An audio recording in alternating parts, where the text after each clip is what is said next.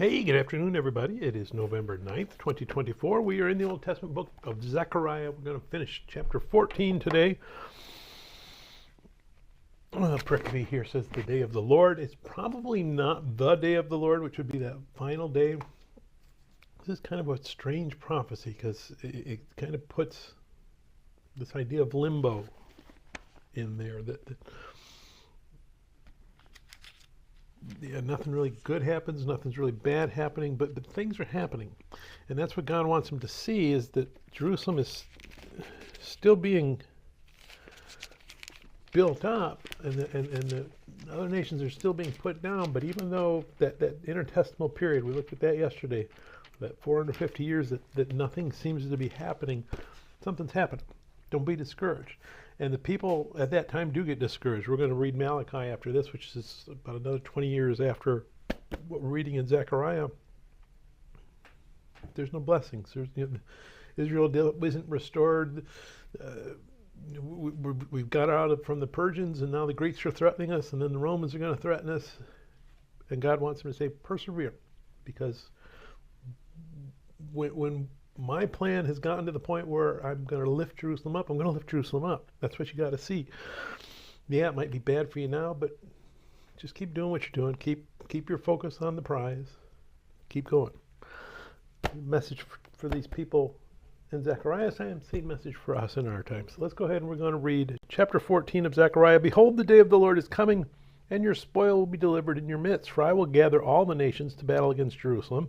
The city shall be taken, the houses rifled, and the women ravished. Half of the city shall go into captivity, but the remnant of the people shall not be cut off from the city. Then the Lord will go forth and fight against those nations, as he fights in the day of battle. And in that day his feet will stand on the Mount of Olives, which faces Jerusalem on the east. And the Mount of Olives shall be split in two from east to west, making a very large valley. Half of the mountain shall move toward the north, and half of it toward the south. Then you shall flee through my mountain's valley, for the mountain valley shall reach to Azal. Yes, you shall flee as you fled from the earthquake in the days of Uzziah, king of Judah. Thus the Lord my God will come, and all the saints with you. It shall come to pass in that day that there will be no light. The lights will diminish. It shall be one day, which is known to the Lord, neither day nor night, but at evening time it shall happen that it will be light. And in that day it shall be that living waters shall flow from Jerusalem, half of them toward the eastern sea, and half of them toward the western sea. In both summer and winter it shall occur, and the Lord shall be king over all the earth. And that day it shall be, the Lord is one, and his name one. All the land shall be turned into a plain from Geba to Rimmon, south of Jerusalem. Jerusalem shall be raised up and inhabited in her place, from Benjamin's gate to the place of the first gate and the corner gate, and from the tower of Hanel to the king's wine presses. The people shall dwell in it, and no longer shall there be utter destruction, but Jerusalem shall be safely inhabited. And this shall be the plague with which the Lord will strike all the people who fought against Jerusalem. Their flesh shall dissolve while they stand on their feet. Their eyes shall dissolve in their sockets, and their tongues shall dissolve in their mouths. It shall come to pass in that day that a great panic from the Lord will be among them. Everyone will seize the hand of his neighbor and raise his hand against his neighbor's hand. Judah will also fight at Jerusalem. And the wealth of all the surrounding nations shall be gathered together, gold, silver, and apparel in great abundance. She also shall be the plague of the horse and the mule, on the camel and the donkey, and on all the cattle that will be in those camps.